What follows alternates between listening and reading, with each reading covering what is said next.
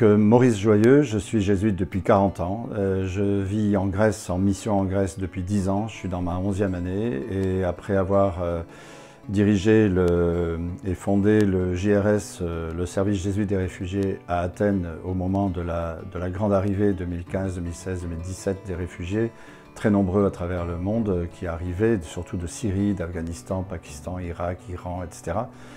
Je viens de me poser pendant un an sabbatique en travaillant la terre et puis en travaillant le papier blanc pour écrire ce livre que j'espère va aider des amis, non pas à me découvrir, je ne me raconte pas, mais je raconte des histoires et je réfléchis aussi, greffé sur les sessions Socrate-Saint-Paul hors les murs qui en sont à leur 22e édition, aujourd'hui 23e et 24e, et où des compagnons jésuites ont missionné avec moi, offrant une réflexion de fond en philosophie, en théologie, en Bible, sur la mondialisation accélérée, en tout cas dans ce contexte, pour à la fois regarder du côté de l'Antiquité et dans la modernité ce qui est en jeu, ce qui est lumière en plus du soleil, ce qui vient de l'intérieur de nos propres recherches, éclairer le monde d'aujourd'hui et réouvrir à une espérance.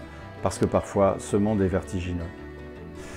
Après 10 ans en Grèce, après des périples divers en Inde, en Afrique, en Asie, sur Paris et au plus proche comme au plus lointain, j'ai éprouvé le besoin de m'asseoir, de vivre un temps sabbatique, comme on dit, de me mettre un peu au désert, sur une île, l'île de Tinos, là où Sylvain Tesson récemment lui aussi s'est mis au désert, et d'écrire, d'éprouver un peu l'exercice de la relecture, mais aussi de la recherche, de l'encre en avant que nous offre, que m'offre d'abord à moi-même, mais aussi je pensais que ça pouvait être universalisable, offert à d'autres, une attention à ce qui est beau dans l'existence, à ce qui est énigme aussi, qui nous interroge, et mystère si on parle en termes plus chrétiens, concernant l'homme.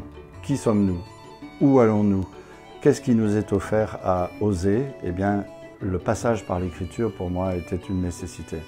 Et je suis heureux si ce livre peut aider certains à ouvrir leur cœur, leur intelligence, à croire en eux-mêmes et à croire que l'énigme de l'humanité, dans ce cas-là de plus vertigineux parfois, exemple le génocide rwandais dont j'ai pu être un des témoins quelques années après,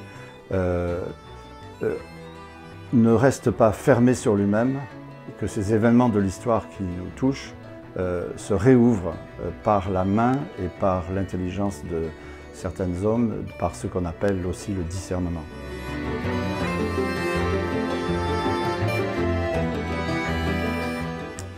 Une lumière en plus du soleil, c'est un titre qui vient d'une attention portée au fait que la vie n'est pas que ombre et lumière, ténèbres ou jour. Elle est aussi offerte au plus lumineux de ceux que nous avons dans nos intelligences et dans nos cœurs. Esther, cette magnifique princesse qui se retrouve première femme d'Assuérus, va renverser le destin génocidaire qui devait conduire à un génocide de son peuple en séduisant, mais aussi surtout en éclairant son amoureux, qui était le roi Assuérus. Et c'est son oncle qui va lui dire « Tu es une lumière, chère nièce, tu es une lumière en plus du soleil. Tu es une source pour notre peuple. » Eh bien, je pense que nous avons dans ce monde un peu difficile, complexe, mais passionnant, à découvrir ces lumières-là, qui sont de notre ordre que celui du soleil éblouissant, les éblouis. Bon, nous ne sommes pas des éblouis. Nous sommes pieds en terre, peut-être ailes de l'imagination ouverte, mais cherchant cette lumière qui, au cœur des sciences, au cœur des peuples, des cultures, des nations, des langues, des hommes politiques, des figures de l'Antiquité comme de la modernité, à l'œuvre pour une assomption du monde, pour une résurrection possible, pour une espérance, et pas seulement pour les chrétiens, mais au cœur des cultures, dans les recherches des hommes, quelle que soit leur diversité. Et au fond, j'entends très souvent dans mon cœur, dans ma recherche, un Jésus qui dit à Zachée, « Zachée, il faut que je vienne aujourd'hui dans ta maison. Humanité, il faut que je vienne aujourd'hui dans ta maison. » Et c'est ça la lumière en plus du soleil.